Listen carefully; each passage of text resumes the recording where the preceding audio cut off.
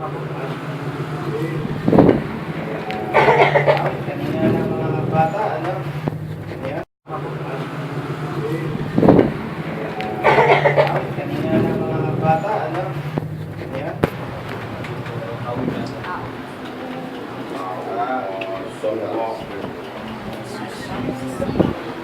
Ayun na, sisido ng makasalanan, ngunit ang taong matuwid ay maliligtas. Amen. Ay, niligtas na tayo ng Diyos. Kailan pa ba natin bibigay buhay natin sa Panginoon, di ba? Amen. Ngayon na, amen? Amen. Ngayon na, dahil pag hindi, paglabas mo dyan sa pintuan, si Satanas na abang.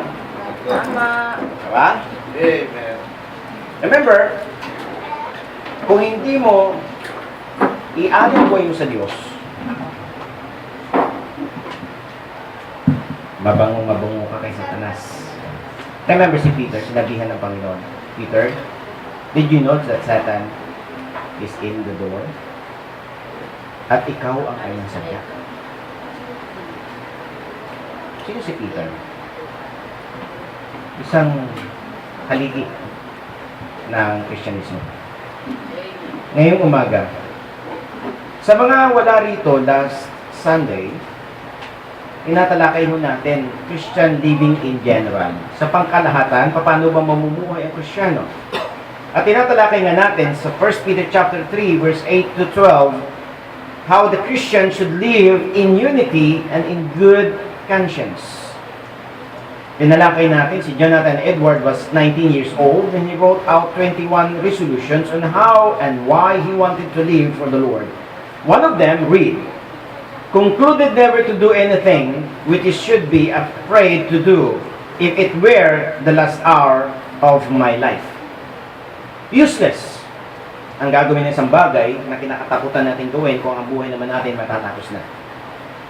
So makita natin that Apostle Peter encouraged the Christian to unite love, compassion, peace, and patience under suffering. To oppose the slanders of their enemies, not by returning evil for evil or verbal abuse in return. Number 3, to bless by a ready report of their faith and hope, and by keeping the good conscience. Tinalakay natin, paano ba mga Kristiyano dapat mabuhay na nagkakaisa, unang-una sa Espiritu. Tinalakay natin that tinuturuan niya mga Kristiyano, magiging friendly ang pakikitungo sa bawat isa. Tingnan po ba na natin ating mga katabi, kaibigan ba natin yan? Amen. Praise the Lord. Kaya sabi niya, sa susunod mamili ako kung sino aking katabi. Alright. So, he advises the Christian to be all of one mind. Ngayon mga kapatid, once again, open your Bible in 1 Peter chapter 3, beginning in verse number 8. Yares. Meron tayo dito sa so, ano yan? Continue siya. Yung mga mag-aaral na apat, ano? Si Chong, si Christian, si Jeff, si Jason. I-mind ko sa inyo na magsalita tayo ba next Sunday. Pero, naunahan kayo ni Jares. Si Jares ngayon ay isa sa personal estudyante ko. Nag-aaral siya ng Bible study ngayon. Ng Bible Institute sa akin ngayon. Ano yun? One-on-one and with practical application. Nauna siya sa inyo. Okay. Di ba? Okay. Now, bigyan mo natin ng ganang salita ng Diyos. Please stand as we read verse number 8 down to verses number 12. Gusto ko po marinig at tinig yung nagbabasa ng salita ng Diyos. Pwede ba kayo magbasa nito? Verse 8 and verse 12? Pwede po ba? Amen. Sige po, kung po pwede po, simulan na ko natin. Okay. Verse 8, reading, begin. Finally, be ye all of one mind, having compassion one on another. Love as brethren, be pitiful, be courteous, not rendering evil for evil, or railing for railing, but contrariwise blessings, knowing ye that ye are thereunto called, that ye should inherit a blessing. Verse 10. For he that will love life and see good days, let him refrain his tongue from evil, and sees that he is speaking of God. Let him choose evil and do good. Let him seek peace and eschew it. 12. For the eyes of the Lord are over the righteous, and his ears are open unto their prayers. But the face of the Lord is against them that do evil. Panginoon, pagpalain niyo ang salita na binasa ng kongregasyon ito, Panginoon, sa puso po namin, O Diyos. Dalangin namin na tumimo ito at maghuhubog po, Diyos, ng aming pananampalataya habang tinatalakay namin, O Diyos, kung paano ang mga Kristiyano mamuhay sa pangkalahatan. Sa loob ng iglesia, sa loob ng tahanan, sa trabaho, sa paaralan, sa mga estudyante, sa mga nagbi-business, sa mga mag-asawa, Panginoon, sa mga mag-sweetheart, Panginoon, sa mga kabataan. Salamat po, Diyos. Ito po ang aming dalangin na maunawaan namin ito at hamunin po, Panginoon, ng inyong mensahe ang puso ng bawat isa. Hamunin upang magiging matibay sa Kristiyanong pamumuhay. Ito po ang aming dalangin na pagpalain nyo rin, O Diyos, ang may mga problema ngayong umaga. Bigyan nyo po ng kalutasan, O Diyos, habang tinatalakay namin ang mensahe. Mangusap din kayo, Panginoon, sa mga nagugulumihanan ng puso upang ang puso na ito, Panginoon, ay magiging dalisay muli sa inyong harapan. At kung may kasalanan man ng Diyos na naghahari sa isang tao at naglilikha ng takot at pangamba sa kanyang puso, nawa, Panginoon, sa umagang ito ay kanya itong isusuko sa inyo at inyo siya, Panginoong, tanggapin at palakasin. Salamat po at ang inyong abang lingkod din, O Diyos, ay tulungan po ninyo na maipahayag ito ng simple, madaling maunawaan. Subalit aming dinadalangin, O Diyos, ang inyong mga ngaral ay magsalita na may kapangyarihan na nagmumula sa inyo, O Diyos. At ang katalinuhan na siya magkukontrol sa labi at isipan ay magmumula sa inyo, O Diyos, karunungang makalangit. Ang lahat ng ito, Panginoon, ay aming dinadalangin sa mga pangyarihang pangalan ng Jesus. Amen. Amen. Maupo na po tayo.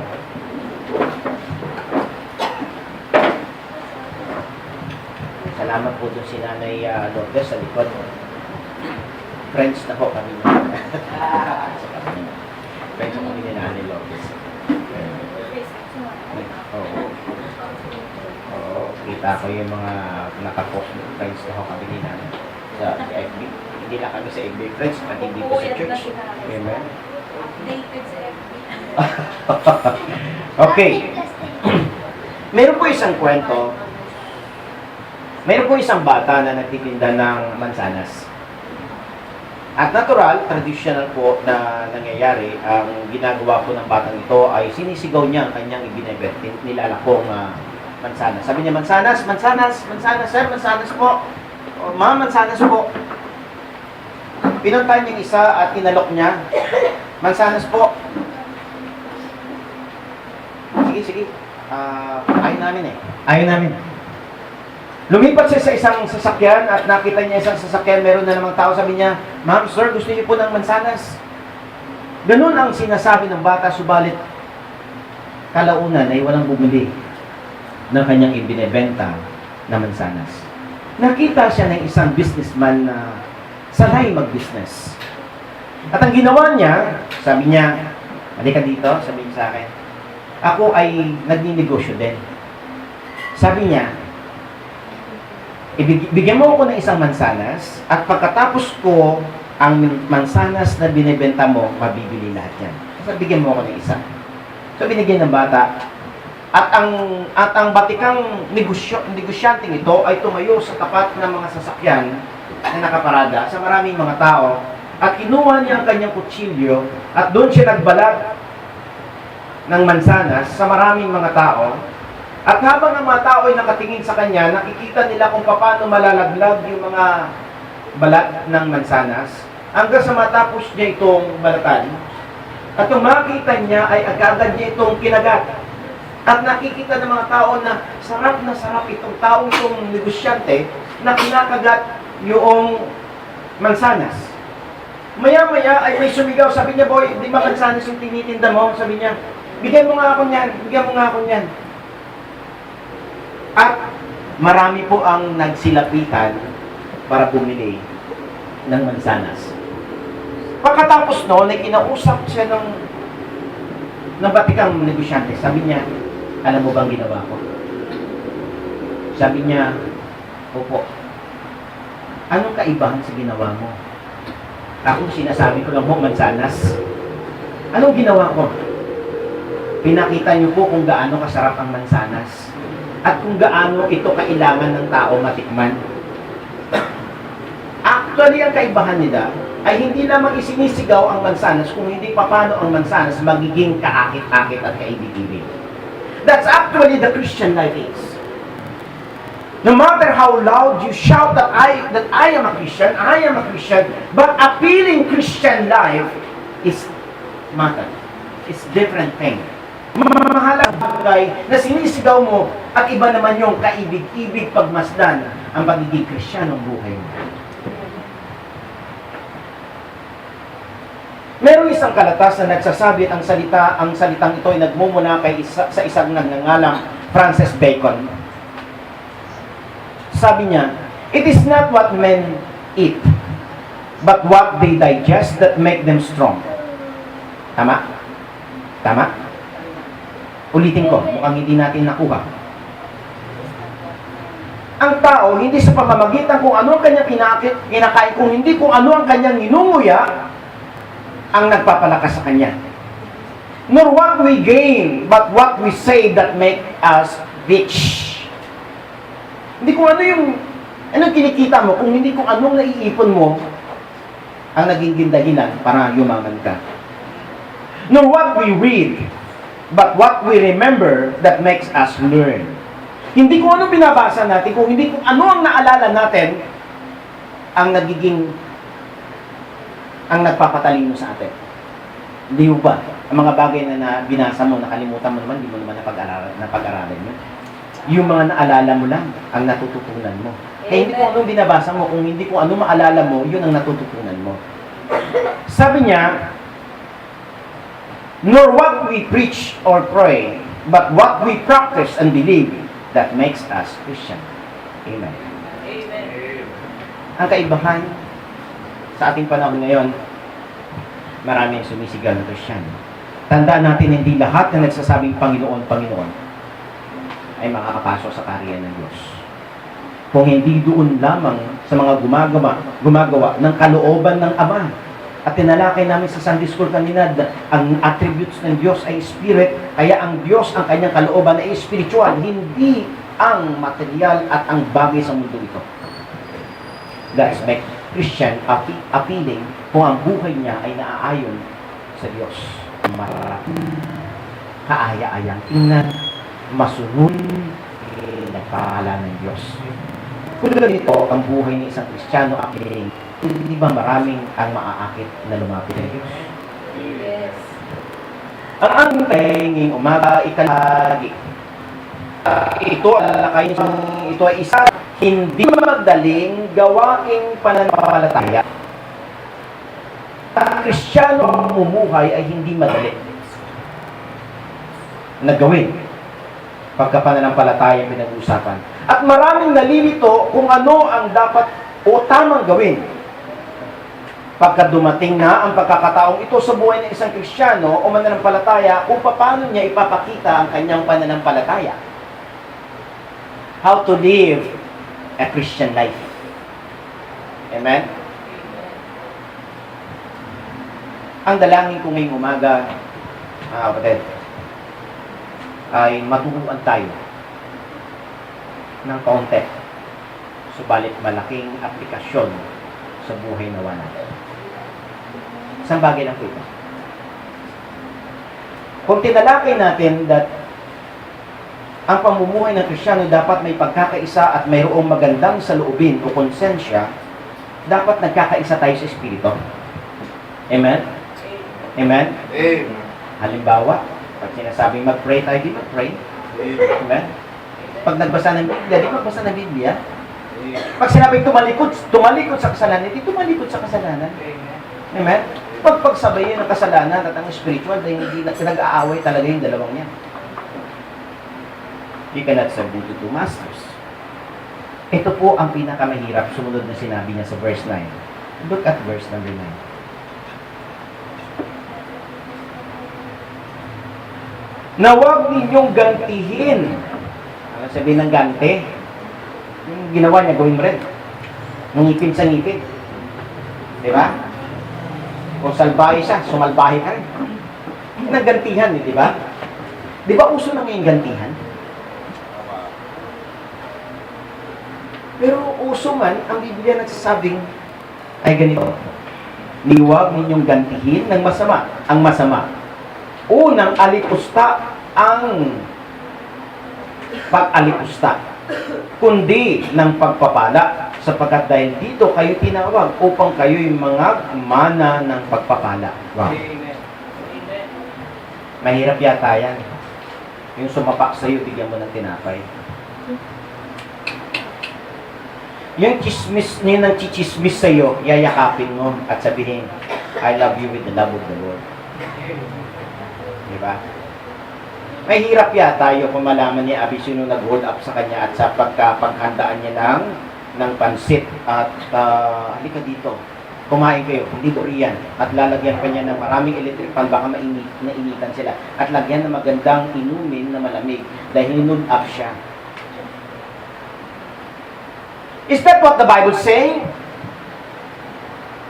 Dagdagan mo rin ng pagpapala yung gumagawa sa iyo ng kasalbayan.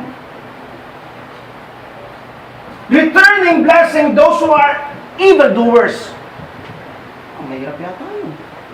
So pag-uusapan ho natin, mahirap man, pero pag-uusapan natin. Returning blessings when evil is done to us. Gantihan ng pagpapala kung ang mga kaaway gumawa sa atin ng kasamaan. Sabi ko nga Abi,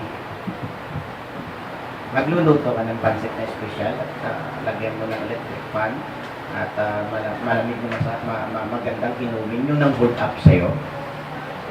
Ngumiti siya, oh. Pero Abi, itong sinasabi ng Biblia.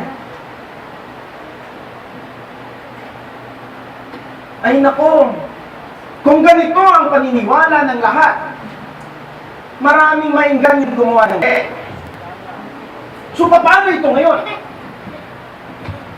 Diba? Kung ang gumawa ng kasamaan sa iyo ay i-service deluxe mo, maraming gumawa na lang ng kasalanan. Nagkamali kaya ang Biblia nung sabihin ito? At paano ito? Ito ang ginagamit ng mga mapagsamantalang makasalanan sa mga Kristiyano na ginawan kita ng mali. Diba sabi ng Biblia, bakit hindi mo ko maunawaan? Ayun, ang mga termino nila, may problema ako, hindi mo ko maunawaan. Unawaan nga kita, na mali ka nga dapat ka magsisi dahil hindi mo naunawaan na may kamalian ka at ang dapat na patunawa sa pagkakamali, magsisi.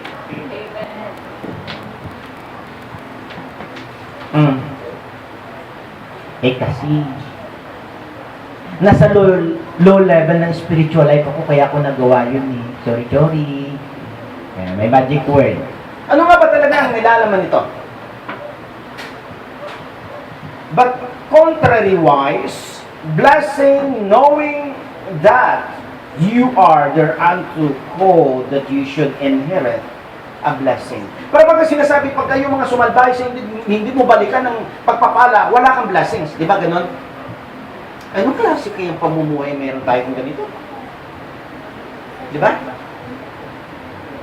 Yung mga tamad, magtrabaho tayo, pakainin sila, patulugin natin pagkatapos. Trabaho tayo ulit, yung mga tamad. Di ba, masama yung ginagawa ng tamad sa bahay? Sino natutuwa sa mga tamad sa bahay? Yung walang alam gawin kundi dumamon. Sino natutuwa doon? Pero di ba? Pero ang sarap naman gawin kung halimbawa si Kiefer, Ma, ano may tutulong ko? Daddy, Jeff, ano ba may tutulong ko? If, Cham sabi, but can I help? You need help? Ang sarap pakinggan sa bata, no? No? Kasi Cham, ako natutuwa siguro ko. Can I help? Sarap, ano? Pero yung mga nastong gulang na walang pakiramdam na aligada ka na, nakahilata at hindi marunong tumulong, sarap batuhin na. Paano gagawin natin ngayon sa talatang ito? Hindi naman natin pwede iskipan. Ay, Kristiyano pamumuhay ito eh. Okay. Here's the principle. Number one, this is the law of Christ. And if it is the law of Christ, everybody should be obliged to return blessings for a verbal abuse that we receive. Yan ang prinsipyo dito. Utos ni Kristo ito at obligado ang bawat Kristiyano na pagpalain yung mga nang-aabuso sa'yo. Brad, may anak din ako, babae. May anak ka rin babae. Sa mga anak na babae, hindi imagine ko, tulad yung mga rape ngayon, na sobra, no? Pinalaki mo, inalagaan mo, nakakabasagan, papatayin lang, ninakawan pa, ni-rape pa. Pag nakita mo, hindi mo pwedeng bigyan ng tubig na malamig eh. I-challenge sa kanya, hindi yung yung ice, bakit? Boiling water. Challenge of boiling water. Ibuhos mo sa kanya. Ano ito? Bakit itinuro ito? But, number one principle, the law of Christ oblige us to return blessing for verbal abuse. Para maintindihan natin ito, inutos kasi ni Jesus Christ ito. Turn your Bible in Matthew chapter 5, verse 44.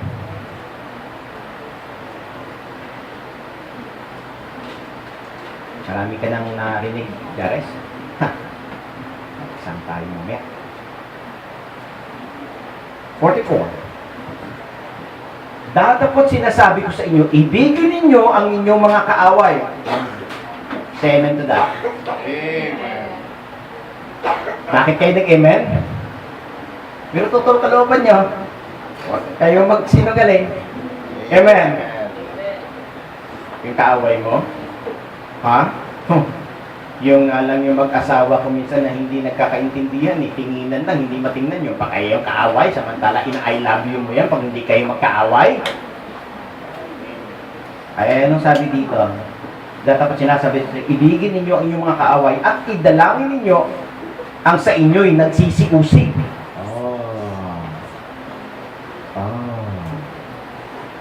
So, paano?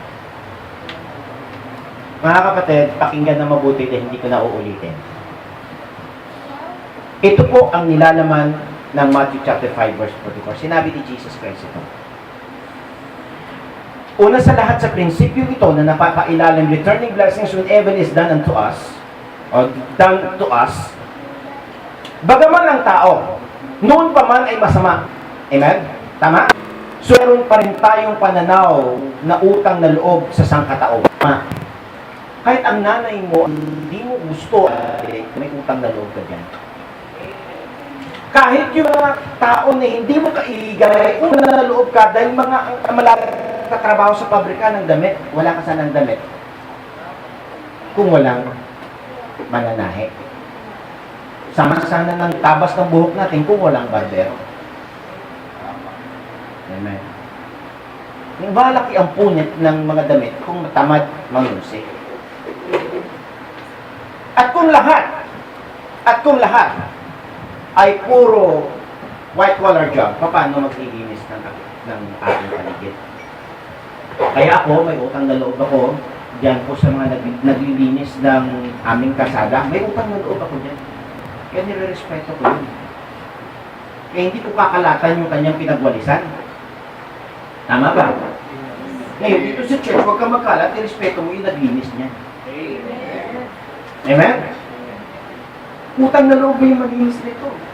Sa kalsada, utang na loob natin yung linis ng kalsada sa nagwawalis. Utang na loob natin dun sa traffic lights, naglikha ng traffic lights na yan. So maraming bagay tayong dapat. Yan ang unang prinsipyo. Igalang mo pa rin ang tao kahit na nagsasabi sa iyo ng masama. Kasi marami ka pa rin utang na loob sa kapwa mo because no man is an island. Nasundan ho natin?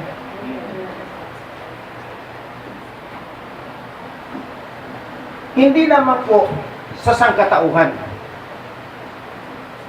Mahalin natin ang pamilya natin kahit yung isa ay hindi Kristiyano.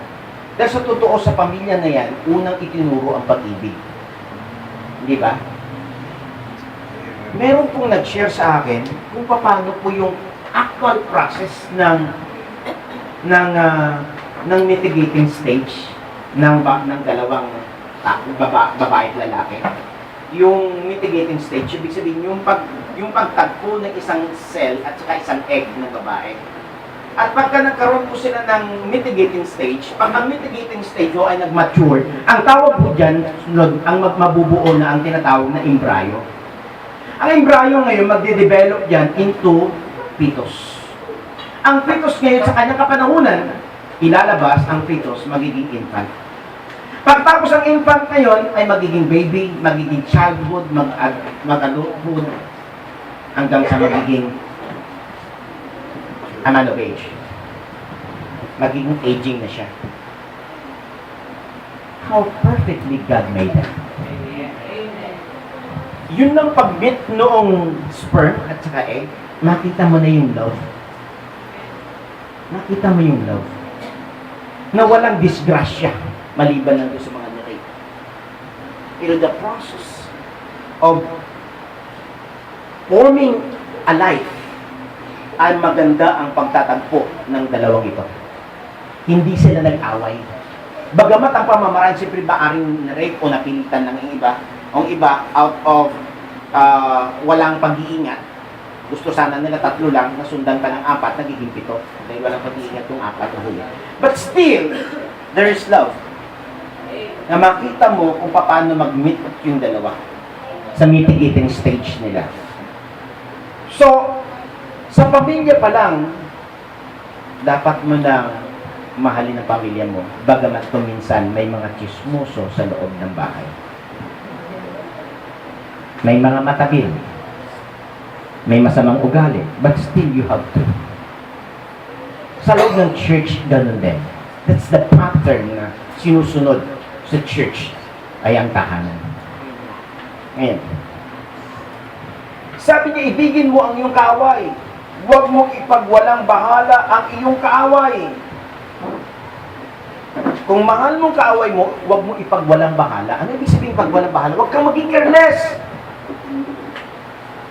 Kaaway mo na nga eh. Mag-expect ka ba ng something good from your enemy? So, tinuturo dito na lang, ipagwalang bahala mo, huwag mong maliitin ang gagawin niya sa'yo. Huwag maliitin. So, number 1, huwag maliitin. At huwag kang magtiwala sa kaaway mo na alam mo namang mapaglinlang siya. Wala namang kaaway na hindi mapaglinlang. Lilinlangin ka niyan. Hanapin niyang weakness mo. At pag nalinlang ka, yan na. Kaya huwag ipagwalang bahala at huwag magtiwala upang ibigin natin ang lahat na para bagang Kristiyanong totoo. Amen? Kasi pinaiiran natin kung minsan, carelessness. Kasi takot tayo na magsabing Kristiyano ako, baka anong sabihin niya, mali na nga yung ginawa eh. Amen? So yung returning nito ay yung wag kang maging careless para hindi siya magtuloy. Amen? Amen? Pangalawa, wag kang magtiwala para gawin niya ulit sa'yo. Amen? Kasi Kristiyano ka, pangit naman Kristiyano tanga. Sorry sa term. Iba po ang katangahan sa kabaitan. Ang kabaitan, mayroong dunong galing sa Diyos. Nasabihin ito tama, ay magiging mabait ka. Yung tanga, wala talagang gamot doon. Walang gamot doon. Kung hindi talikuran yan. So, alam mo nang nagtitake advantage sa'yo, returning blessings din, huwag ka magtiwala sa kanya para hindi niya gagawin ulit. Then thirdly, huwag mo siya ituring ka ko Kristiyano, dahil hindi nga Kristiyano eh, kaapay niya eh. Amen? Hindi ko sinasabing banatan mo rin. Ang sinasabi ko, huwag mo siya ituring na Kristiyano dahil ang turing na natin sa Kristiyano, puso sa puso eh. Amen. Amen? Puso sa puso eh. Walang lamangan eh. Walang pakunwari. Puso sa puso ang usapan niya, tao sa tao. Kristiyano sa Kristiyano. So kung kaaway mo, huwag ituring Kristiyano. Huwag mo ituring lahat. Pastor, tama ba yung pagkatuwiran niyo? Pastor, tama ba yan? O sige. Mateo 16. Tama ba, Pastor, na huwag ipagbahalang-bahala, huwag magtiwala sa kaaway? At huwag ituring na Kristiyanong totoo ang kaaway? Kung ikaw ay Kristiyano. Matthew chapter 10, verse 16. Narito. Sinusuko kayo gaya ng mga tupa sa gitna ng mga lobo. Magpakatalino kayo gaya ng mga ahas at matintiman gaya ng kalapate. Alam niyo ba yung pagiging matalino? Number 1, ang larawan ng talino, hindi careless. Tama? Walang talinong careless. Dahil pag-aaralan niya muna yun, matalino siya. Amen. Ang matalino, hindi niya underestimate yung kaaway niya, huwag siya magtiwala. Matalino siya. Ang matalinong Kristiyano, hindi niya ituring ang demonyo na Diyos. Alam niya demonyo yun. Alam niya kasalanan yun. Amen? Kaya may utos din siya. Amen? Dahil hindi ang pag-unawa natin na yakapin natin na lahat ng tao kahit na siya ay salbahe. Hindi mo pwedeng yakapin yun. Be wise like a serpent and be humble as a dove. Maging matalino. So, paano isasagawa ito? Una, kung ako tatanungin ninyo, at kung tatanungin natin si Pedro, ang sinabi niya dito, go back to our text. Tingnan nga natin, wise, sabi ng Panginoon, parehas utos niya ito, kaya ang Biblia hindi nagbabanggaan eh. Look carefully the text. Dito tayo kukuha ng paliwanag. Not rendering evil for evil, or railing for railing, but contrariwise blessing, knowing that you are thereunto called, that you should inherit a blessing. Nakita yung salitang rendering? Okay. Paano ko ipapakita yung sabing huwag gantihan?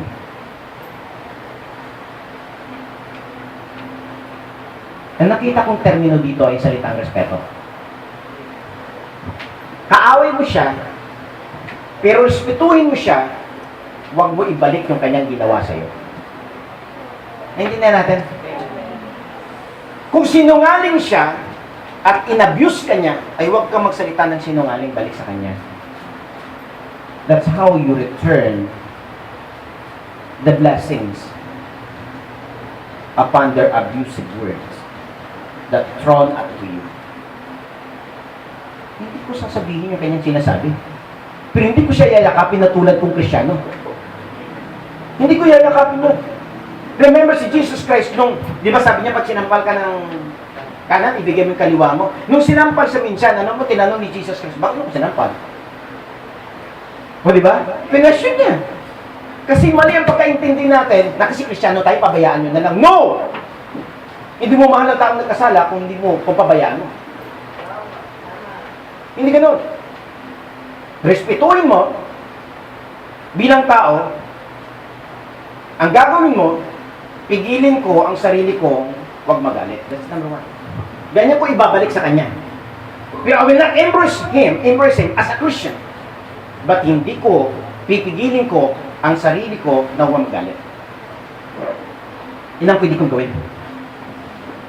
Pero maging partner ko sa kanya, never. Kasi sinasabi sa Corinthians, do not equally yoke with the non-believers. Amen. Natuwa natin? Amen. So, respetuhin ko ang tao to bilang tao, gawin ko ang sumusunod. Una, pigilin ko ang sarili kong huwag magalit. Pangalawa, ipakita kong may pinag-aralan ako. Yan ang huwag natin iwala. Yan ay pwede natin ibalik. Abi ko po kita, ha? Matapos yung hold up, kinabukasan na mga ilang araw, nabasa ko yung sabi niya, kayo na po bahala doon sa mga nagnakaw sa akin. Then, may mga sinabi pa siya. Pero bandang uli sinabi niya, alam ko po kailangan sila siguro nila ng gusto yun. Di ba na nakawal na? Iniisip niya pa rin pagkanan ng iba, so kailangan na talaga nilang mag-hold up. Sabi ko, wow. Isipin ko na mabuti. Right? May pinag-aralan ka eh. Eh, huwag mo isalin doon sa kanilang mga kamangmangan na ginagawa. Kaya sabi niya, kailangan siguro nila yun. Higit nila kailangan yun. Mahirap yun eh.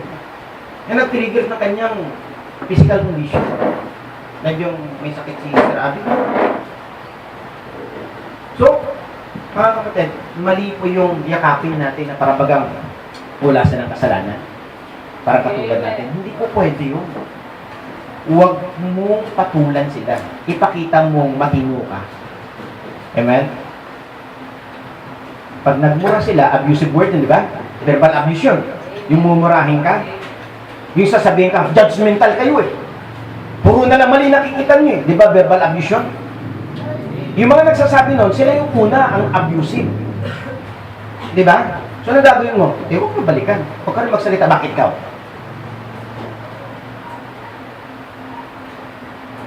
Pagka rough ang situation, malalaman mo isang Kristiyano.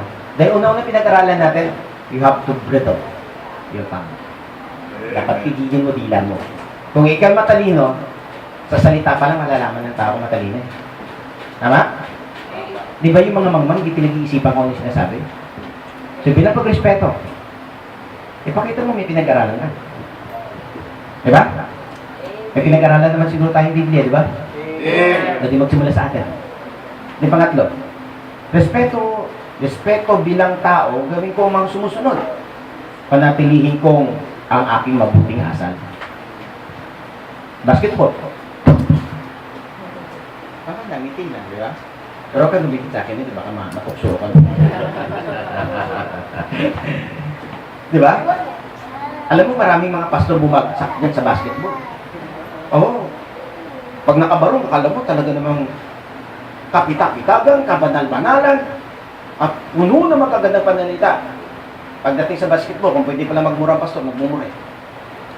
Siko dito, tulak dito, tulak doon. Kasi sports daw. Verbal abuse, nasasaktan talaga tayo. Di ba? Lalo na hindi mo match. Hindi kayo magka-match. Ibang titingnan mo lang, no match ito eh. Pero yung mga no match sa ating community, sabihin hindi magsalita eh. Yung tatlong bagay gawin nyo na, pigilin mo sarili mo huwag magalit, ipakita mo may pinag-aralan ako, panatilihin ko ang mabuting asal. Sa malinaw, huwag ninyong gantihan ng alipusta ang pang-alipusta. Yan po ang dapat natin gawin contextually. Amen?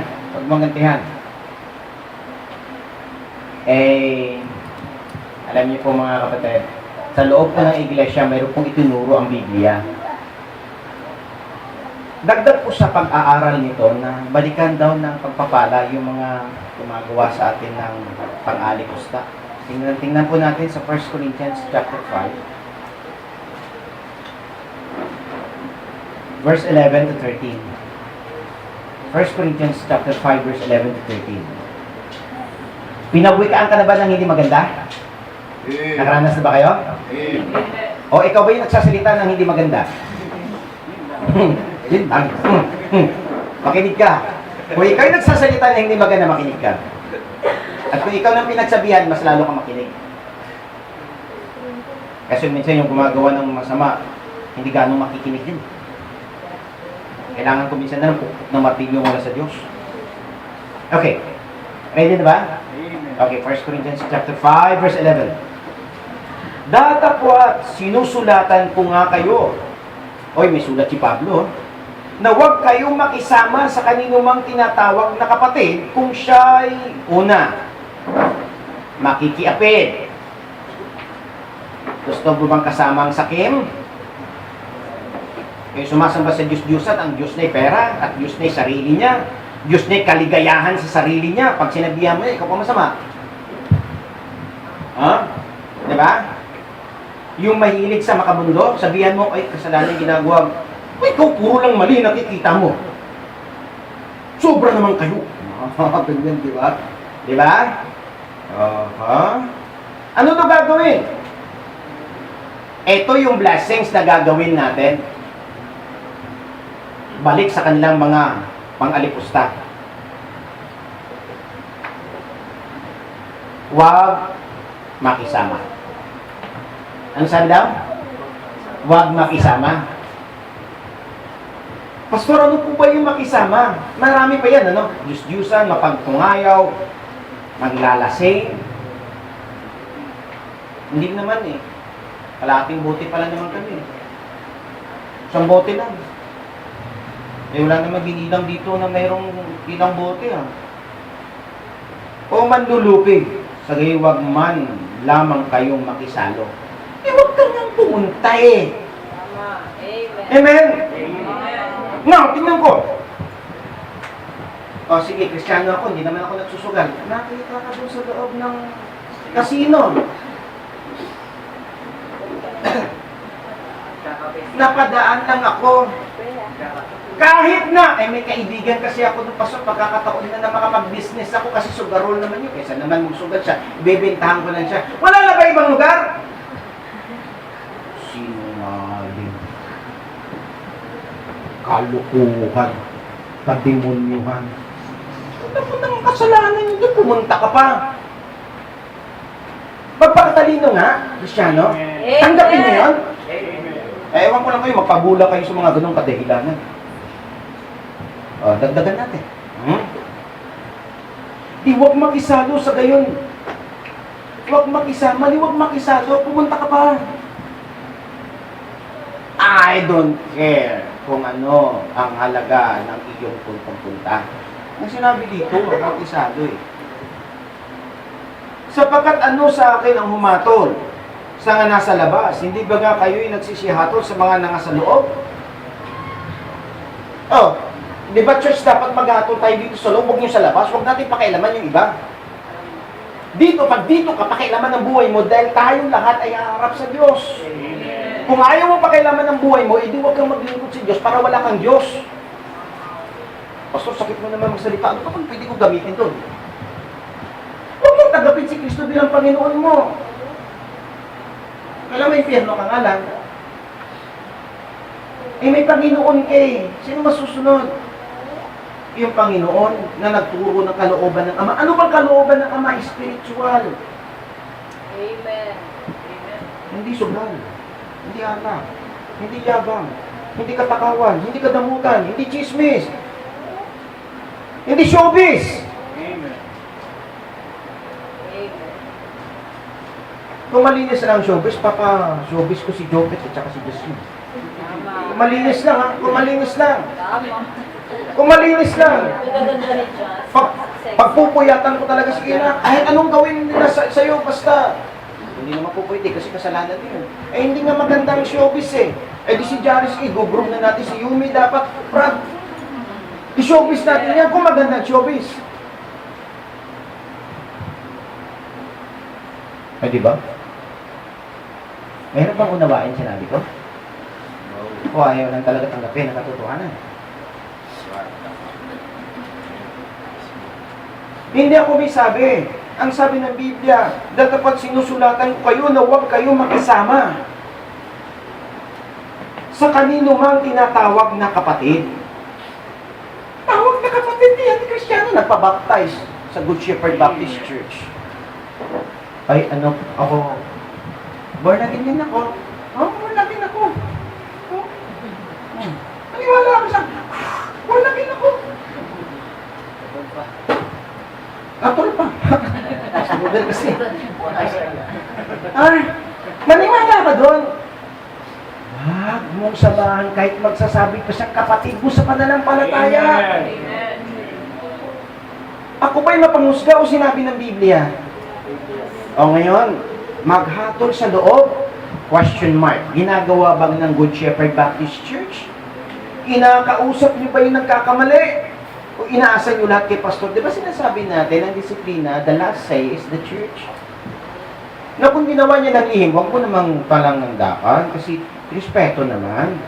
Amen? Pero usapin ng lihim. Pero hindi po pwedeng i-let go. At hindi sa lahat. Ano ibig sabihin ng pakisama? Ito, maraming nagkakamali dito. Yung pang-aarbor, alam niyo arbor? Pakikisama doon yun. Mali. Huwag nga makisama. Ibig sabihin, huwag mang arbor.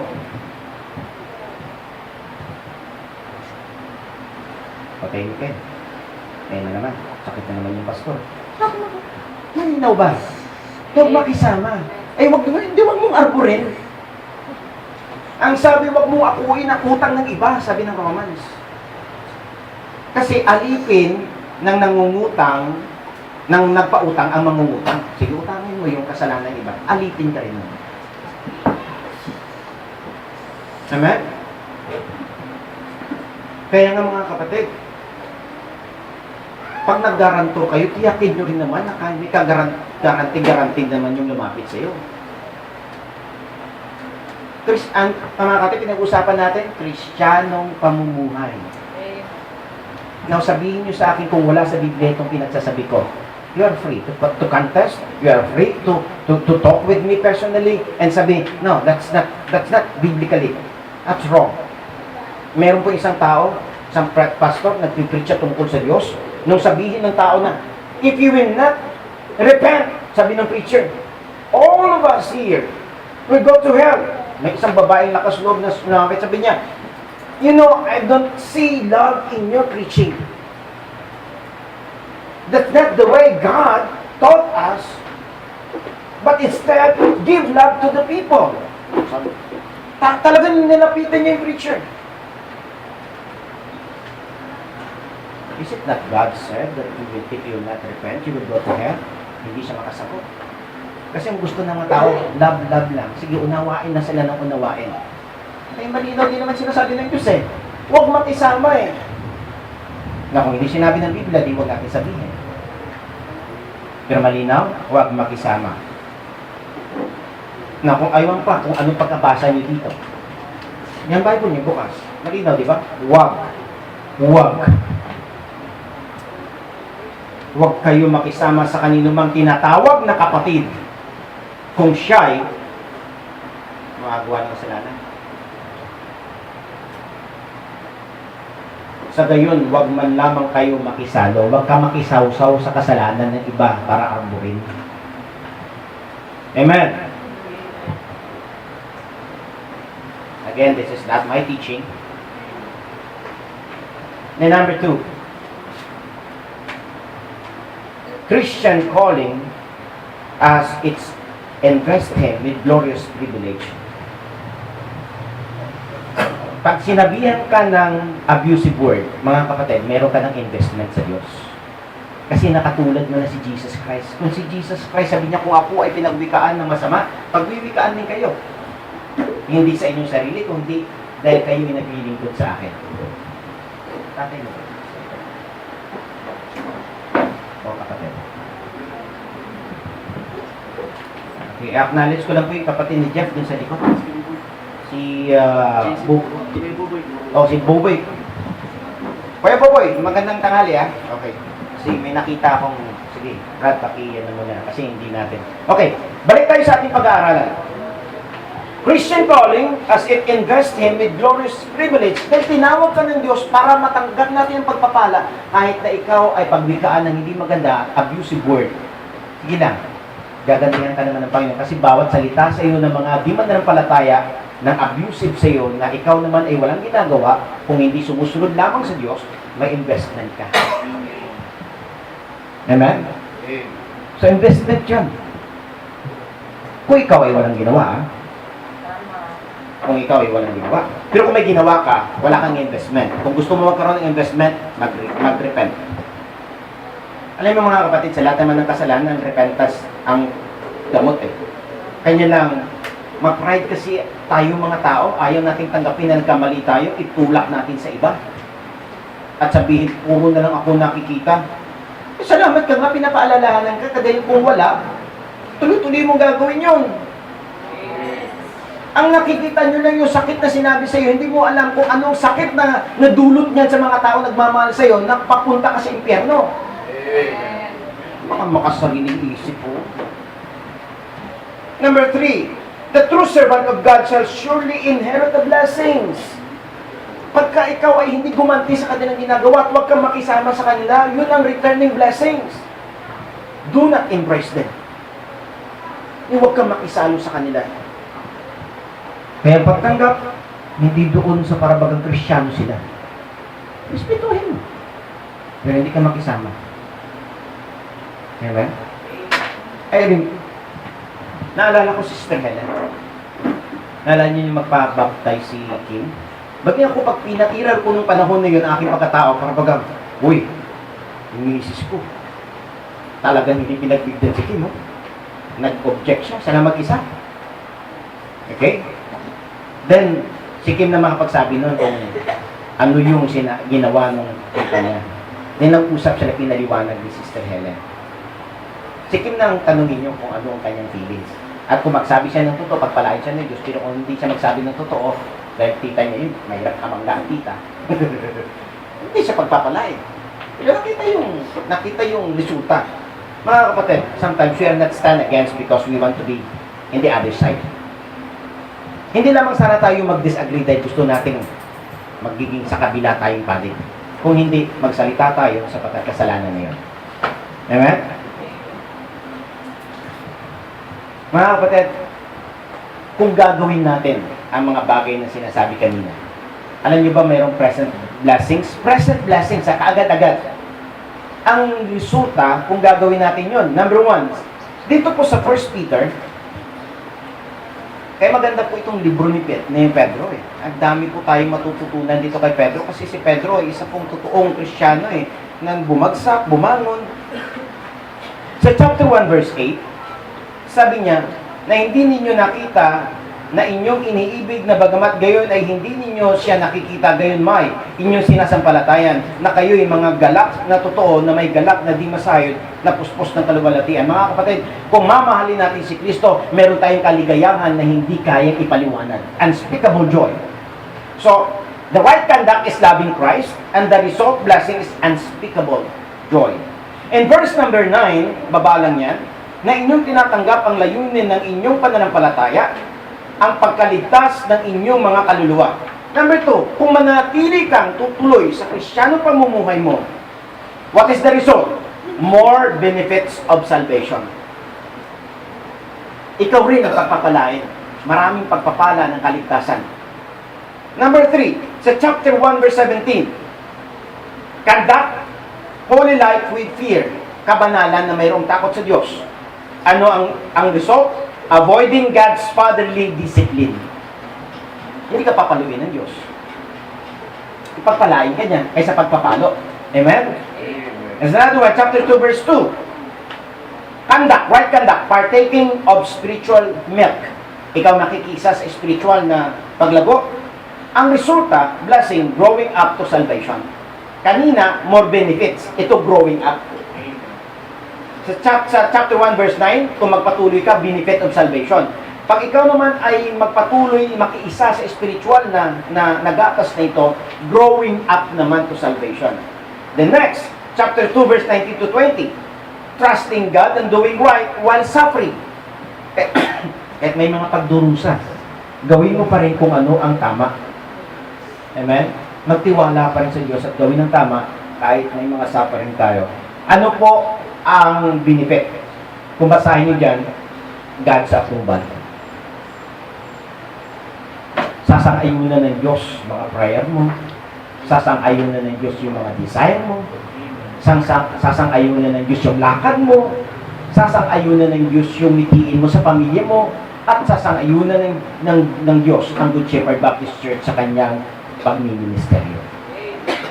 Note, sa New Testament blessings, dahil pinag-usapan natin returning blessings, if there are any abuse words na ginagawa sa atin, sa New Testament, blessing generally are, number 1, spiritual. May pagpapalang spiritual pag manatili tayo sa Diyos. Amen? Hindi lamang po spiritual, psychological. May mga tao na bigla na lang malungkot na hindi mo malaman hanggang sa magpatatiwakal. Bakit, by the way? By the way, listen na. Lahat po ng tenga ay hingin ko muna na makinig. Bakit ang kanya tenga niyo? Di ba ang tao naghahanap ng bisyo? Bakit? Gusto niyang mapasaya ang sarili niya. Tama? Tama. Kaya ka magbibisyo dahil gusto mong pasiyahin ang buhay mo. Kasi ang bisyo, yung mga bagay na pwede mo namang hindi gawin, mabubuhay ka pa rin. Yun ang bisyo. Lahat ng bagay na ginagawa mo, sobra, na kung hindi mo gagawin, mabubuhay ka pa rin. Bisyo ang tawag doon. Pwede ka matulog na hindi ganun katagal, mabubuhay ka pa rin. Pero natutulog ka ng ganun katagal. Pwede ka kumain ng ganun lang, mabubuhay ka pa rin. Pero pag kumakain ka talaga naman. Pwede ka naman mamuhay na hindi ka nagchichismis, pero hindi ka parang kulang ang araw pag hindi ka nagchismis. Ang sigarilyo. Pwede ka naman mamuhay nang wala kang sigarilyo. Dahil sinilang tayo, wala naman nakakabit dito sa bibig natin na sigarilyo. Amen. Di ba? Pero bakit gusto ng tao? Pwede naman siya mabuhay walang sigarilyo. Bakit ang tao nagda-drugs? Magulo isip niya, psychological problem. Gusto niya maging masaya para pag naglalakad sa Eben na parang nasa Eben. Pwede ka naman mabuhay na walang drugs. Yung illegal drugs, I mean, maliban sa mga may mga maintenance. Diba? Bakit yun? Sapagkat may psychological problem. Pag pinagpala ng Diyos ang isipan mo, pakatulog ka na mahimbing. Interpersonal, yung interaction natin sa tao, hindi mahirap kausapin ng Kristyano. Amen? Spiritual pa rin, nakaka-intindihan eh. Okay.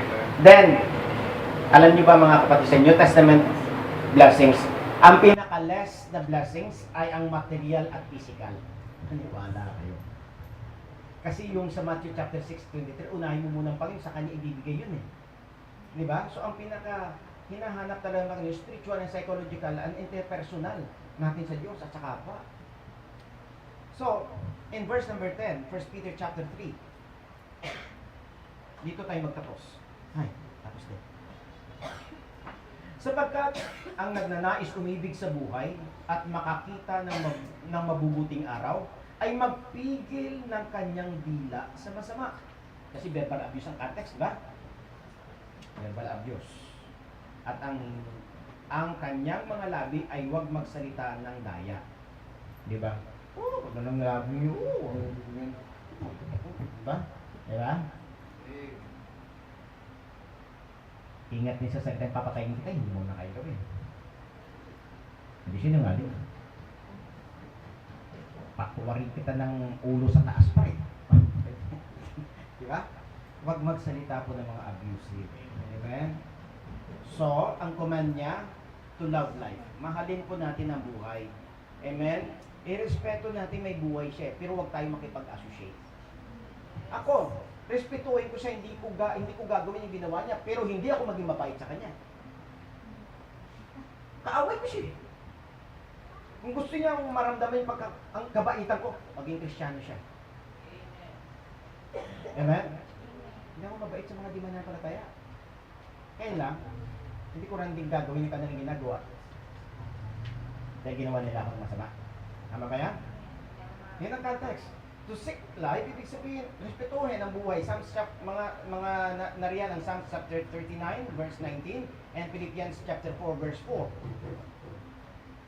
Yun yung mga gusto-gusto ng talata, di ba? Then seek peace and pursue. Sapat mapalad ang taong maibigin sa kapayapaan. Matthew chapter 5, verse 9. Believers, listen. If your conscience strike you hard once, it is abomination. Pagtutuwi dito. If your conscience smite you hardly or strikes you twice or more than twice, it is condemnation. Sa Kristiyanong pamumuhay, pag dinaanan ka ng pagtutuwid ng isang bagay na strike ka, nasaktan ka, tinutuwid ka. Pero kung paulit-ulit na, nasa kasalanan ka na. Ulitin natin. Ulitin ko ha. Pag ikaw ay in-strike, nasaktan ka na isang beses, pagtutuwid pa yon. Pero kung lagi-lagi niyong ginagawa, nasa hakol ka na. Kaya think about, anong madalas natin ginagawa? Spiritual things or worldly things? You cannot hindi ka pwedeng makipagbiruan. Hindi mo pwedeng biruin. Hindi ka pwedeng makipagbiruan. Ang pinag-uusapan natin dito ay very serious matter between life and death. Ang pinag-uusapan kasi natin dito, langit impyerno. Buhay at kamatayan . Na kung gusto mo ng buhay, ka mga kapatid, mamuhay ka ng Kristiyano pamumuhay. At huwag ka mag-alala, maraming aalalay sa iyo. Tingin mo, napakahina mo, madali kang bumagsak. Huwag ka lang magmayabang. Huwag ka maging proud. Lumapit ka sa mga kapatiran. Maging totoo ka, tutulungan ka. Amen. Dahil hindi tayo magkukondem dito. Hindi natin pwedeng gawin yung pagkukondem sa mga nagkakamali. Dahil hindi na yung pagsunod sa utos niya. Na we are obliged to return blessings to those verbal abuse. Amen? Kung mayroon ka mang kakampi na mapagkatiwalaan Kristiyano, ito yun. Ito yung kapulungan nito. Ito yun. Pag tinalikuran mo pa ito, wala nang pangako na pwede kang panghawakan. Because outside the church, there's no such blessings. Curse only are those outside the church. Mahalin mo pagiging Good Shepherd Baptist Church. Mahalin mo ang buhay na binigay ng Diyos. Mahalin mo ang kapayapaan binigay sa iyo ng Diyos. Dahil po dito sa loob ng church, may mga suffering. Pero may mga Kristiyan na nagpipray. Pero pag wala ka sa church, walang magpipray sa iyo, puro suffering. That's Christianism. And I hope we learn something from this. At nanalangin ako ng gusto sa Panginoon na hinamon tayo ng mensahe nito. Amen? Amen. Kung ano mang mali, kapatid, wag mo na ituloy. Amen. Oh yes, of course, may mga weakness tayo. But pray hard. Don't stop praying. Don't stop trusting. Don't stop hoping from God that one day God will deliver us. If there is someone who abuses, pray for that person at huwag kang magalit at huwag mong ibalik sa kanya yung kanyang ginawa na para bagang katulad mo rin siya. Patunayan mo na hindi ka magalit. Patunayan mo matalino ka. Amen? Matalino tayo. Kaya ang sabi ng Panginoon, matalino. So, do not embrace your enemy. If your enemy did not repent. Kung hindi siya magsisi, hindi mo siya pwedeng yakapin. Gaano man kalaki ang kanyang kasalanan, gaano man sa kalaking away mo noon kung nagsisi na siya at bumalik na sa Diyos, yakapin mo. Because you invest. Nag-invest ka na sa Panginoon. O Diyos, tayo manalangin o Diyos na makapangyarihan. Ano bang napakahirap, Panginoon, ang dinaranas ng mga Kristiyano sa ngayon? Maraming bagay o Diyos na dapat makita sa amin. Lalo na sa Kristiyanong pamumuhay na sometimes the Lord most neglecting part, Panginoon, ng Kristiyanong buhay. Sometimes we are so much offering for the blessings to uplift our way of life by material things, by rejoicing,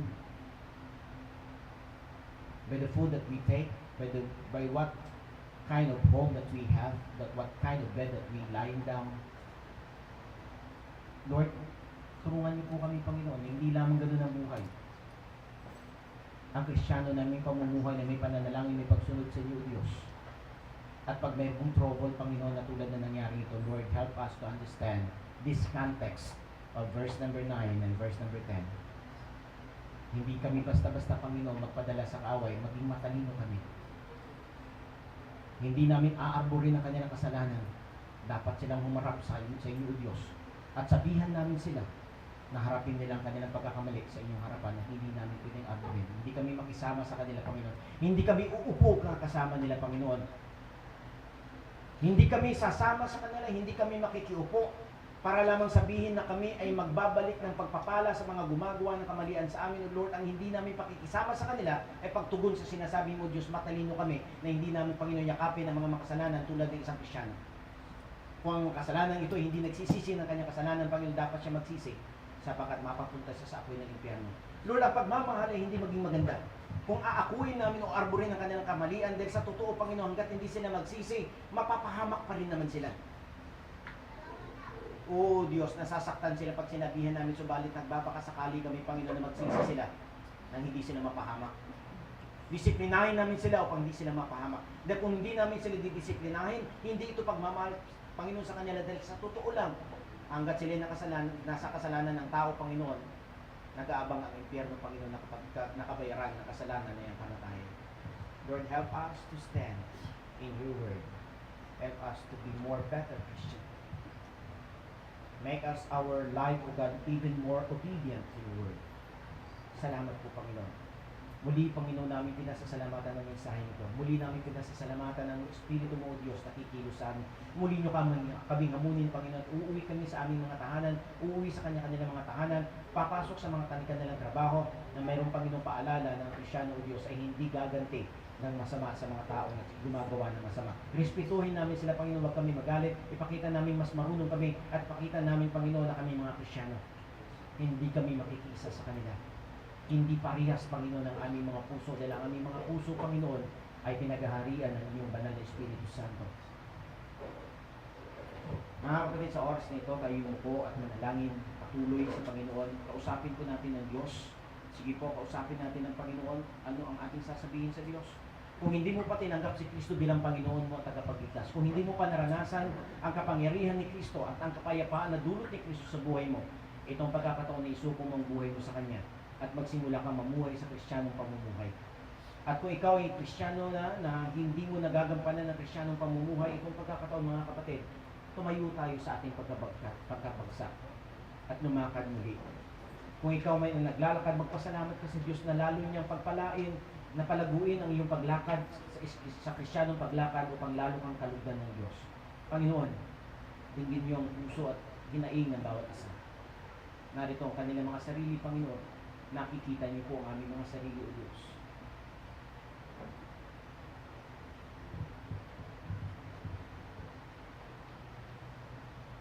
Kung tapos na po tayong manalangin, maaari tayong tumayo. Kung tapos na tayong manalangin.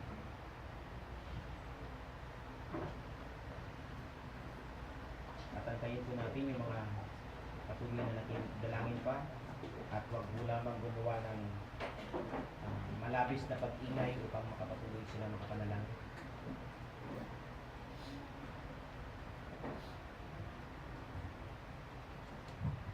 Panginoong Diyos, sa pagtatapos ng aming gawain, muli kong hinihiling, Panginoon, sa iyong masaganang pagpapala ang inyong pag-iingat sa bawat isa na uuwi sa kanilang mga tahanan. Pagpalain niyo, O Diyos, ang aming pong narinig.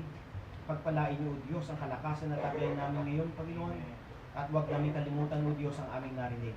O Lord, pagpalain niyo mga biyaya na pinagkakalugo sa bawat tahanan. Pagpalain niyo, Panginoon, mga trabaho na taglay ng bawat isa upang patuloy silang merong source of income. Salamat, O Diyos, sa mga naghahanap ng trabaho ay patuloy niyo pong gabayan na masumpungan, O Diyos, ang trabahong laan niyo sa kanila. At patuloy namin dinadalangin, O Diyos, ang mga estudyante, maging tunay na estudyante, O Diyos, sa kanilang pag-aaral at mga magulang, O Diyos, at pagpalain niyo sa pamumuno sa kanilang mga tahanan. Pagpalain mo rin, O Diyos, ang Good Shepherd Baptist Church sa kanyang mission, sa kanyang aral at sa kanyang pamumuhay, O Diyos. At igawad niyo, Panginoon, ang pag-iingat sa may mga lalakarin, O Diyos, sa mga araw na darating, pagpalain mo sila. At mga kapatid, ang pagpapala ng Diyos Ama, ng Anak, spiritual na pagpapala, physical at mental na pagpapala ay sumaating lahat. Ang lahat ay magsabi ng Amen. Praise the Lord. Magandang kaluluwa at magandang bawat.